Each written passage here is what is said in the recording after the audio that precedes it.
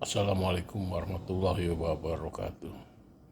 Pertama-tama, puji dan syukur kehadirat Ilahi serta salam wassalam kepada baginda besar Nabi Muhammad SAW, sehingga kita semua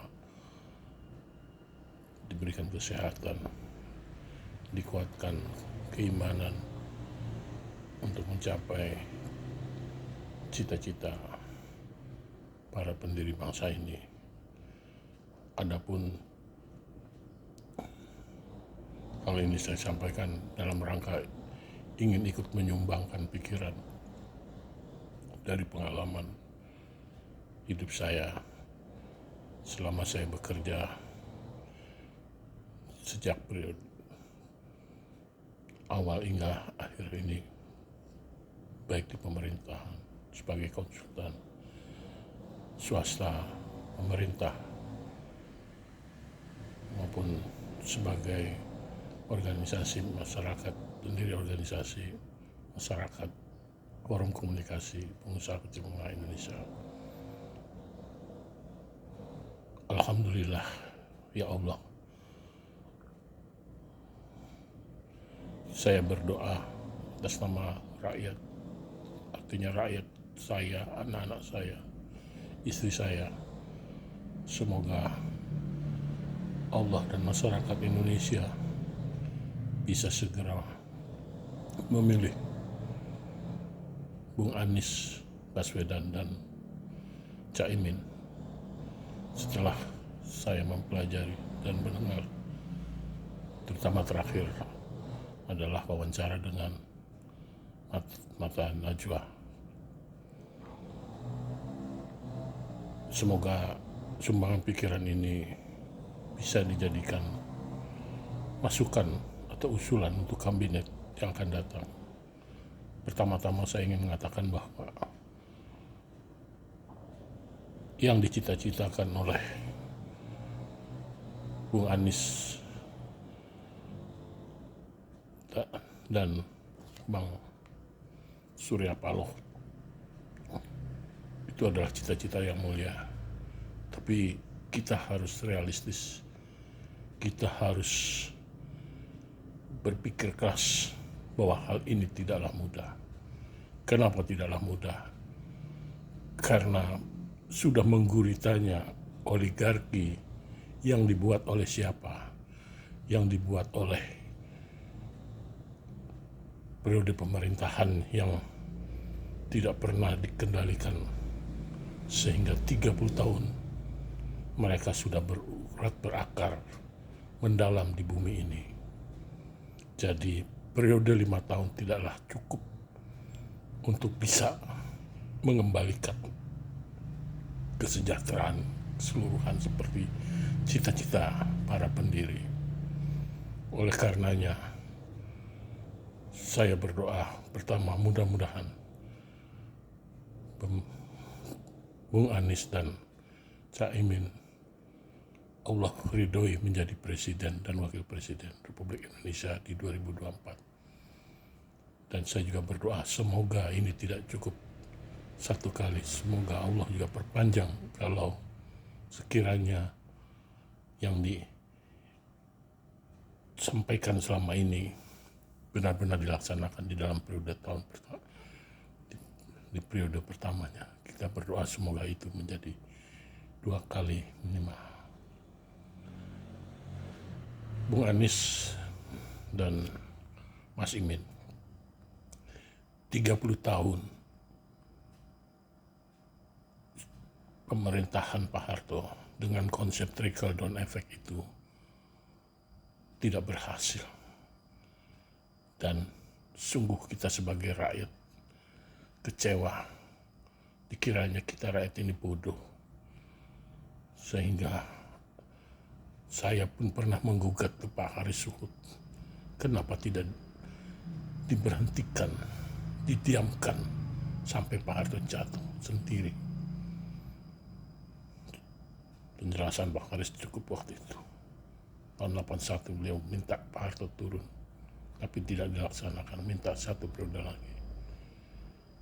Jadi melihat kondisi ini, saya berpikir bahwa selama ini negeri kita ini di bidang ekonomi belum merdeka. Makanya kami dulu pas reformasi kami membentuk Ormas FKPKMI di bawah bendera Pak Harisut, naungan Pak Harisut, beberapa profesor termasuk Bungaran Saragi, Profesor Matondang, Profesor Subagio HS, Profesor Masmudi, dan beberapa profesor lagi pendiri Partai Demokrat yang almarhum. Jadi strateginya adalah saya usulkan ada 3 strategi yang harus dimulai di awal pemerintahan ini. Pertama adalah membuat undang-undang yang berdasarkan pasal 33 ayat 1, ayat 2, ayat 3, ayat 4 buang kalau bisa, di mana harus secara tegas bahwa hak bumi, air, dan segala isinya yang menguasai hajat hidup orang banyak harus dikuasai oleh negara dan dikelola oleh negara. Artinya, ini harus dibuat undang-undangnya secara tegas. Harus negara yang dimana yang sekarang ini terjadi seperti batu bara, minyak, dan sebagainya. Dulu waktu zaman Pak Harto yang namanya tambang batu bara itu mereka tuh hanya kontraktor, pemilik kuasanya adalah Perum Tambang Batu Bara, Kaltim Primakol, Adaro, dan sebagainya itu adalah kontraktor. Kenapa mereka sekarang punya KP? Ini ada apa? Kenapa mereka memiliki? Ini ada apa? Jadi, satu itu. Yang kedua, yang termasuk hajat hidup orang banyak pun juga adalah usaha-usaha yang akan mempengaruhi hajat hidup orang banyak. Itu pun harus dikelola oleh negara. Sebagai contoh, perkebunan-perkebunan besar itu harus dikelola oleh negara. Hak-hak mereka itu harus dikembalikan. Hak-hak GU yang mereka miliki harus dikembalikan ke negara. Lalu mereka boleh memiliki sahamnya. Kita atur di dalam persahamannya. Seperti di zaman Belanda dulu, perbankan itu mayoritas pemegang saham yang boleh mengelola bank hanya 5% maksimal sahamnya. Lebih dari itu tidak boleh ikut mengelola. Ini juga demikian. Kembalikan semua itu. Nanti kita jual sahamnya di publik. Artinya negara atau BUMN adalah sebagai pemilik mayoritas. Tetapi manajemen dibuat manajemen yang publik, pengelolaannya publik.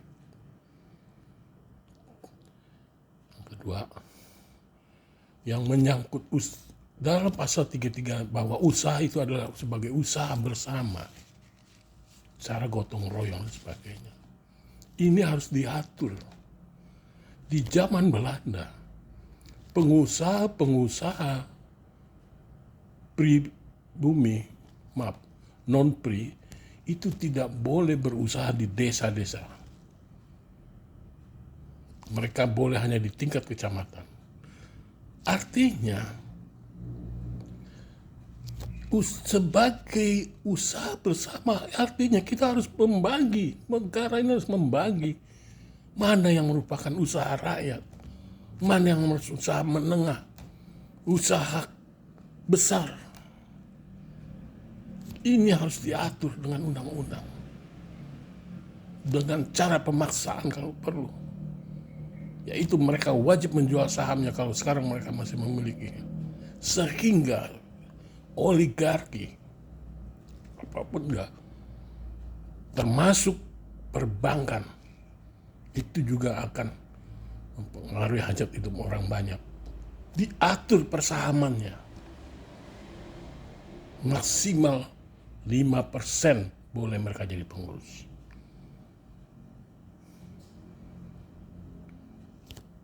Tuh. Jadi pasal 33 itu harus diperjuangkan. Sehingga dengan adanya pasal 33, saya yakin oligarki atau monopoli-monopoli yang akan berdampak kepada penguasaan aset yang pada ujungnya akan menguasai kehidupan berbangsa dan bernegara. Ini yang terjadi.